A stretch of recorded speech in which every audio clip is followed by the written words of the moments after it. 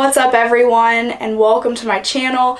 I would like to talk to you guys today about how to effectively dissect a new piece of hunting property, whether it's public or private. A lot of you guys know that I primarily hunt public land, and in order for me to be successful, I start off my season even well before hunting begins with the onX Hunt app.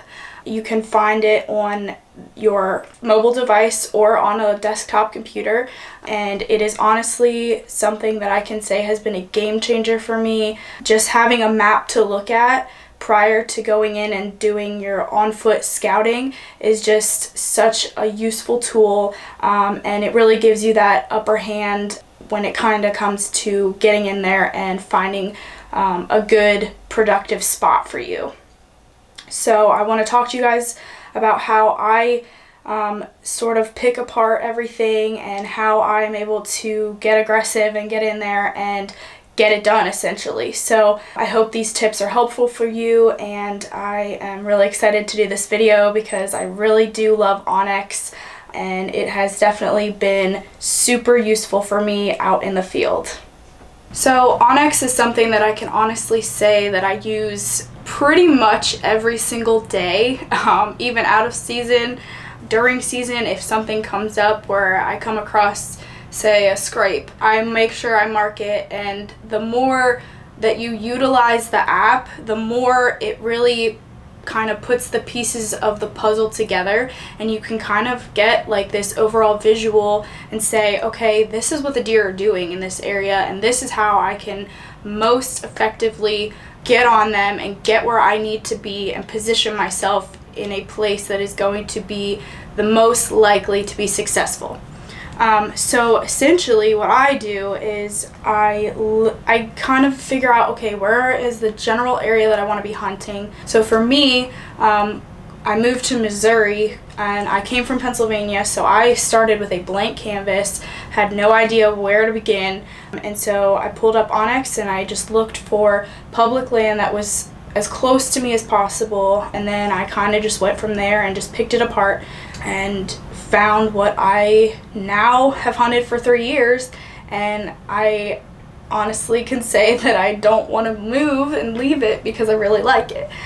So it takes time, and I can say that I probably sit down and look at onX for an average of like an hour to 2 hours prior to even hunting, even places I have hunted forever. You know, sometimes I'm like, okay, the wind is different this day, so where can I sit? Where can I be in the best possible spot? So with that, you know, long-winded intro, let's get started, and I hope that this is helpful for you guys.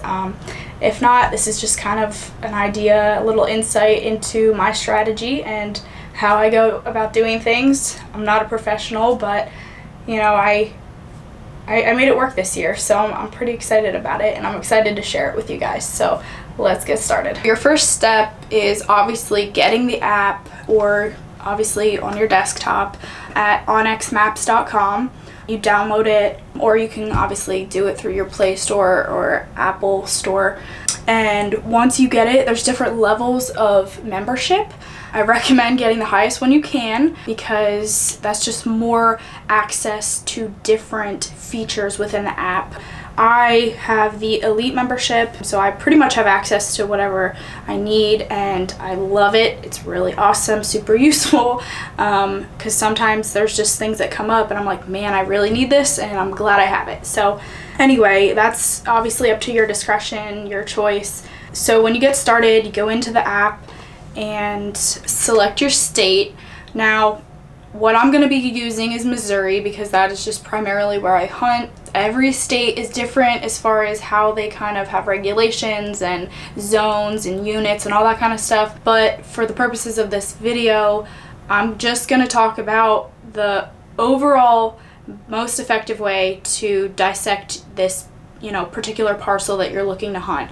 Essentially, for whitetails, every state is different, but it's very similar because whitetails are very similar in how they live and how they, you know, go about doing their daily, you know, routine. So This is just an average, may or may not work for everyone, but I hope this is kind of just going to be helpful just overall.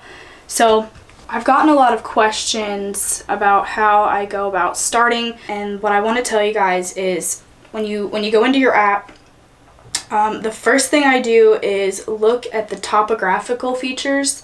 Once I find, like, you know, a place that I'm like, okay, this might work, like for public, for example, I find just a random piece of public that's near the area that I'm looking to hunt. I go in, I turn on the topographical map, and I look at it and I say, okay, are there any funnels? Are there any saddles? Or any sort of structure that would cause deer to move in a certain direction?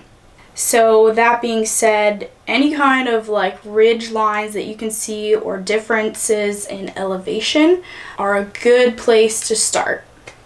And then the second thing that I'll look at is, okay, are there any other features that tie into that? So water, for example, creeks or ponds are really good places that kind of are like a pinch point where deer potentially could, you know, maybe come down off of a ridge and head down to the creek bottom. Creek bottoms are my favorite to hunt personally. And out west, for example, if you don't really have a lot of structure, then sometimes topographical maps are not the best to look at. So then what I'll do is I'll turn on my hybrid and say, okay, now what's the next step? Is there any sort of ag fields like soybeans or corn?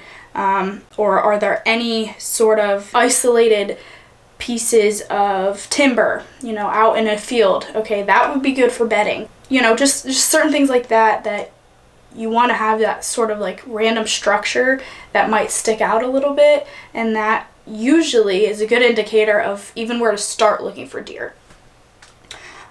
So yeah, that would be essentially how I get started. Just any sort of features that kind of like stick out. I'm a real big believer in fingers of timber that kind of come out near ag fields and any kind of water. Like I said, creek bottoms are my favorite. So anything like that kind of all those tie in together, that is like a gold mine typically. So yeah, so that's where I usually start. Now with onX, the way to differentiate from private and public land, there is a feature in the map layers that you can turn on. For Missouri, it would be mow private lands, so you want to turn that on for sure. And then the public land would be mow government lands, and that one you definitely want to turn on. So those will show up different colors. So private land would be outlined in that like orangish red line, and then public land is like a faded like whitish blue with little dots in it, and that just helps you show boundary lines so you know where you're going to be at, so you're not, you know, crossing into property that you shouldn't be in or whatever. Super helpful. So yeah, just always keep that in mind. And if you're going to be in an area where you're not going to have service, I highly recommend downloading, you know, okay, so you're in whatever area you're going to be at. Download the map that shows that area, and then you can turn on your offline feature, which is just at the bottom of your app, and that will allow you to use the full function of everything within that downloaded area. So, you know, if you don't have service, you can still use it offline, which is super helpful. You know, you can't always have service, so. And I can honestly say that has saved my life, literally, quite literally, in the mountains of Wyoming and out in Nebraska. So I definitely would have gotten lost if I would not have been able to have that feature, which is kind of a scary thought. Which also, once you click on, like if you click on a certain area, you know, like say you're looking to ask permission to hunt someone's land, you can go on and actually find that person's address and all their information about their property, like acreage and stuff like that. And then you can actually find their address to go to their house and ask for permission to hunt their land. Or you can, you know, obviously kind of do the same with public. You can find access points and, you know, other things like parking and stuff like that. So that's a good feature to use. At this point, once I have dissected the map as much as I possibly can, and I find a place that I like and I'm interested in hunting, Now you gotta go in on foot. And I highly recommend doing this like in the summer, or maybe really early season, where you're not really going to be affecting deer too much by walking around in their home. But what I typically do, which sometimes you can't, okay, and this happens a lot for me because of coming from Pennsylvania in the summer. I drive out to Missouri, and a lot of times it's like season opener that I have the first chance to get out there.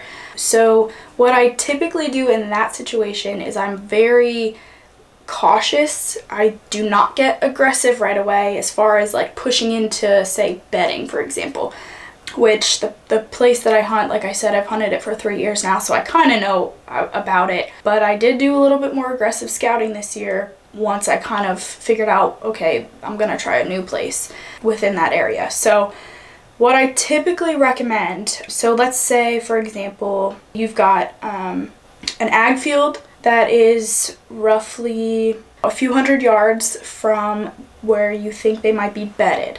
What I would do is I would literally sit in that ag field. Now, I hunt from the ground a lot of times, especially when I'm still scouting. So a lot of my first couple sits are more or less just observation only. Obviously, I take my bow because you never know what can happen, but I'm usually just on a scouting mission to begin with. So I'll go in and I will sit. You obviously have to pay attention to the wind direction, which Onyx does tell you, and try to refresh it every now and then.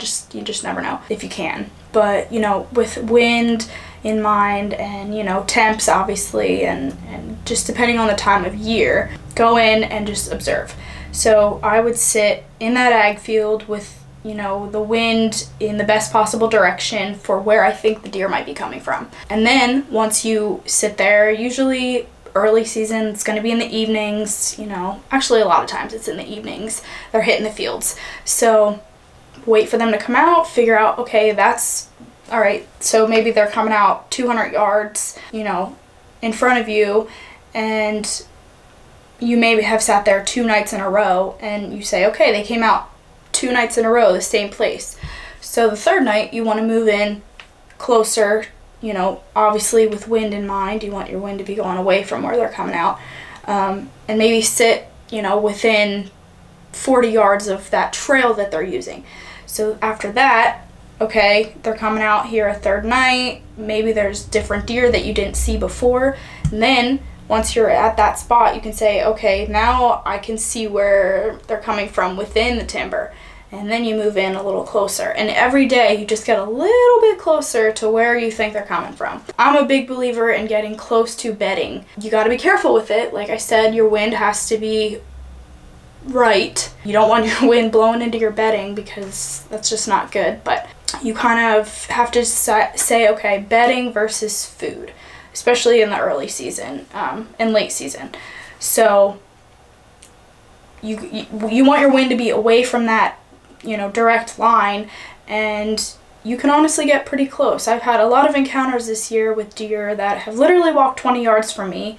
Not the deer that I was looking for, so obviously I let them pass, but it's just cool to kind of observe and get that idea of what it is they're doing and how they're behaving within that area, even if it's just for a future reference. Maybe you see 2-year-olds that are walking through there and say, okay, if they make it next year, maybe there'll be something that I'm willing to shoot or whatever.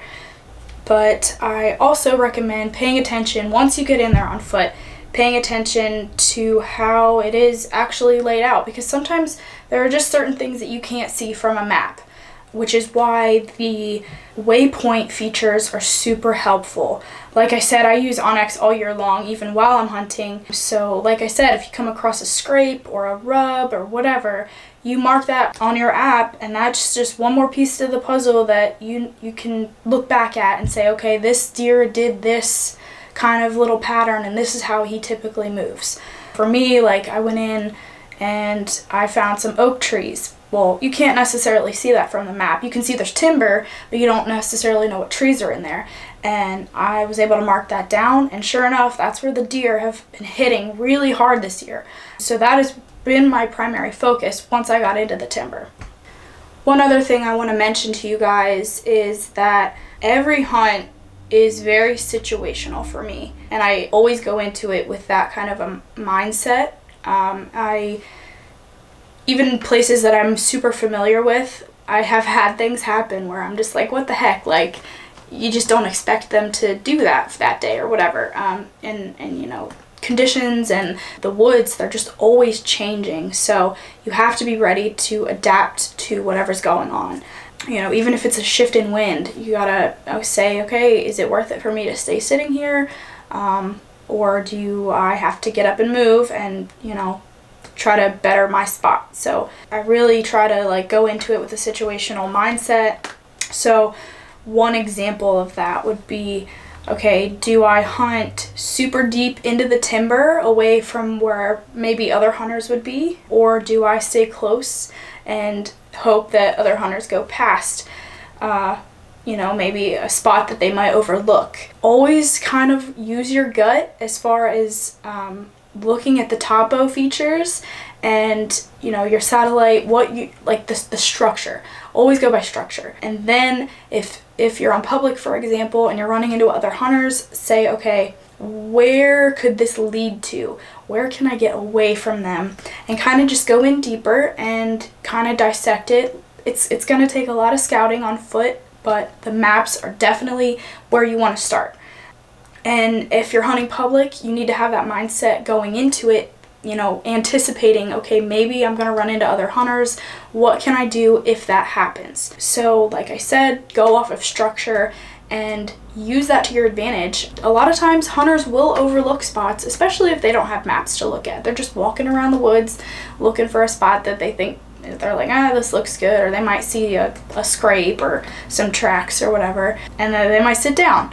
And that's where they're going to be. Where if you have that knowledge of, okay, this might be a good spot, but where can I maybe cut that buck off before he gets there?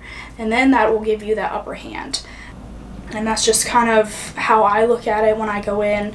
And it honestly, like where I shot my deer this year was within probably 300-400 yards of the road, like the access road. So you just never know. You can go miles in and it could be the best spot, or you could go miles in and run into a bunch of hunters. So just have that open mind and, you know, be aware of that and have a plan B.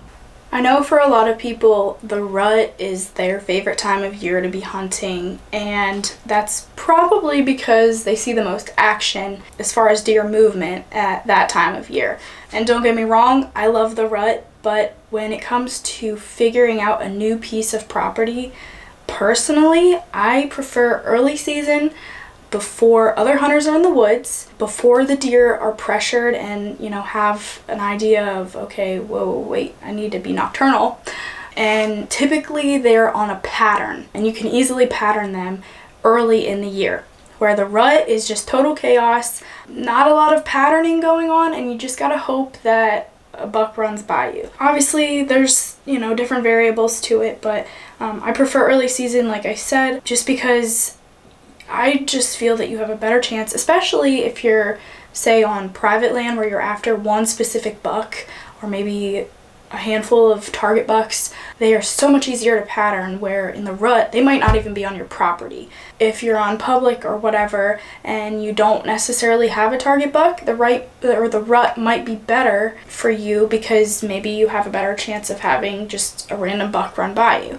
Now, for the difference as far as hunting those different times of year, typically early season and late season, I like to focus on food source. And typically where I set up is between the food source and where I think they're bedding. I touched on that a little bit, you know, obviously with wind direction and everything in mind. I think that is just a dynamite setup, and early season especially, they're not always going to know you're even there because they're not pressured at that point. So I really like that setup.